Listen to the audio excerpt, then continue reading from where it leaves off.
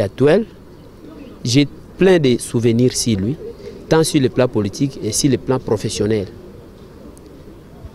Sur le plan professionnel, parce que lui, elle mélange sa profession, sa technocratie avec la politique.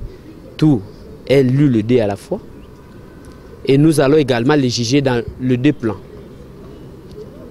C'est une dame que je connais politiquement. Et également, elle est mon parrain politique. Qu'est-ce que je peux dire d'elle? C'est une dame de fait, comme je le dis. Elle est aussi une dame qui innove beaucoup. Partout où elle a passé, elle a laissé des traces. Je commence d'abord par le ministère du Travail. Au ministère du Travail, quand madame a pris ce ministère, le ministère n'avait que l'INSS et l'INPP comme institution. Alors, Excellence, honorable madame Lukiana, a pensé pour résoudre tant soit peu le problème de l'emploi. En 2006, en 2007, avec son Excellence, monsieur Antoine Gizenga Fungi, que je respecte beaucoup, ils ont fait un constat amer que le problème d'emploi ne marchait pas dans ces pays. Ils ont initié madame Lukiana, à son époque, ils ont initié ce qu'on appelle Forum national d'emploi, la première depuis le pays en indépendance. Ils ont initié le forum a eu des recommandations, le forum a accouché par créer certains projets et certains programmes, à l'occurrence, Programme national pour l'emploi des jeunes, PROYEN. Elle a créé les PAO, les PNPES, le PROSECU et les CIP. Malheureusement, dans notre pays, il n'y a pas un principe de continuité de l'État. C'est-à-dire que dans notre pays, quand on travaille pour l'État, quand vous partez, votre vision part. Et je ne sais pas pourquoi les autorités, la haute hiérarchie ne tient pas compte de la continuité, de ce principe de la continuité de l'État. Parce que le projet que ma Excellence avait créé au ministère du Travail, c'était pour le pays. Et une fois, s'il y avait un principe de continuité de l'État dans notre pays, ces projets allaient porter des fruits dans la nation générale, dans la nation tout entière de notre pays. Mais malheureusement, après son départ, certains ont commencé à critiquer, certains, mais malheureusement, comme les bonnes choses, comme les mensonges vont rapidement, la vérité vient progressivement. Je suis très content actuellement avec l'arrivée du ministre Batch. C'est un programme que maman avait créé à l'époque depuis 2008. Le ministre a pu donner la chance à ces programmes de fonctionner, alors que pour moi, ce sont des gestes et ce sont des témoignages que maman a fait.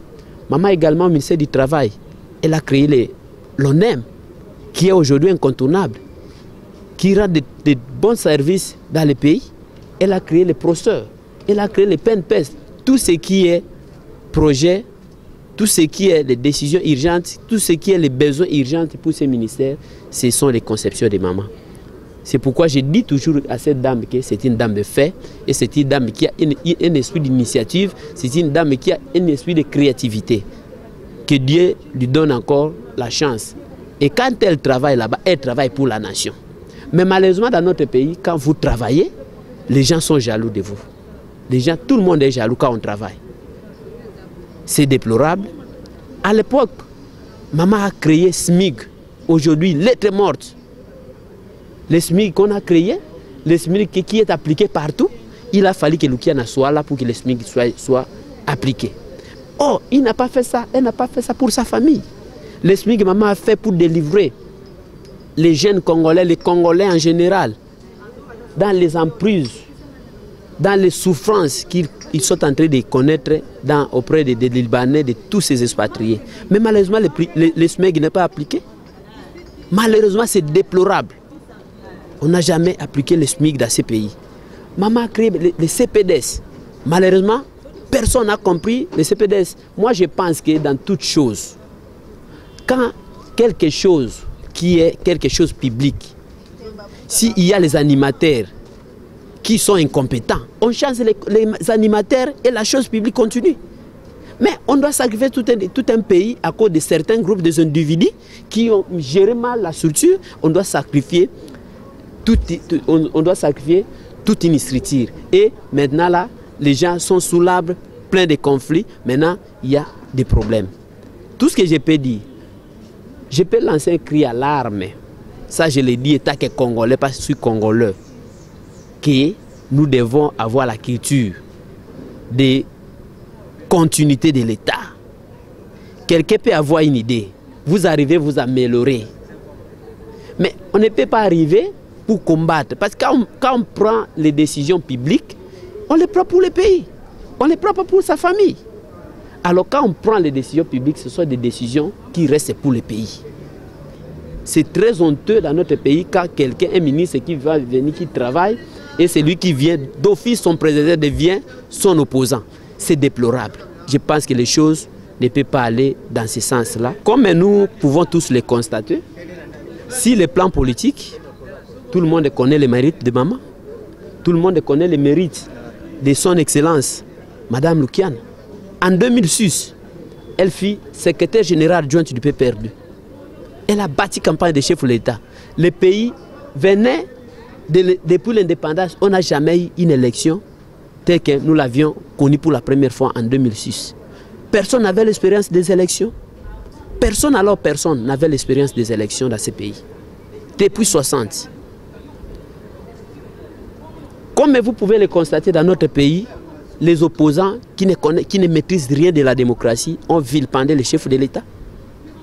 À l'époque, gagner les élections, c'était difficile. Ça, je l'ai dit, parce que j'étais au four et au moulin. Gagner les élections, ce n'était pas un pain. Ce n'était pas un cadeau. Il a fallu arracher. Et je sais que si on a eu le pouvoir en 2006, personne ne peut me contredire dans ce pays que maman, son excellent, l'honorable Lukiana n'a pas compris. Elle a donné un grand morceau pour la réussite de 2006. Parce que c'était difficile, avec les opposants qu'on a rencontrés sur le terrain, on a organisé les élections premier, deuxième tour, et ce n'était pas facile, c'était très difficile. Maman était à la fois secrétaire générale du PPRD, elle était également à la fois adjointe de l'AMP. Elle était à la fois l'adjointe de l'AMP. Et je pense que nous sommes allés obtenir les sièges des gouverneurs dans certains endroits où on ne pouvait pas obtenir. Et je sais que le monde la jugera par les actes, parce que quand elle était secrétaire générale de l'AMP, il y a certaines villes, il y a certaines provinces qui on ne croyait pas avoir ces sièges. C'était difficile, c'était des mers à boire. Dans certaines provinces, on ne pouvait pas avoir ces sièges. On ne pouvait pas avoir ces sièges.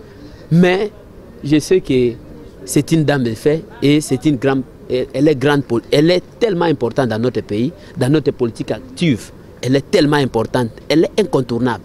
Même si le monde ne les voyait pas. Mais il y a des effets que le monde est en train de juger. Il y a des effets que le monde est en train de juger. Moi, je vous donne, monsieur le journaliste, je vous dis, je vous prends témoin, en 2006, ça je l'ai dit, je sais en guise de conséquences. Nous, on a obtenu des sièges dans des endroits où on ne pouvait pas obtenir. Des endroits obscurs où la majorité n'est pas. On n'avait pas la majorité. Vous savez que l'AMP était entre les mains de qui? L'AMP, c'était entre les mains de qui? Et qui a conseillé l'AMP? Je vous dis, l'AMP, c'est le fruit de qui? C'est pour vous dire que Madame l'honorable Lukiana, personne alors personne, parmi les dames, elle est parmi les premières ou les deuxièmes dames des grands politiciens dans ce pays.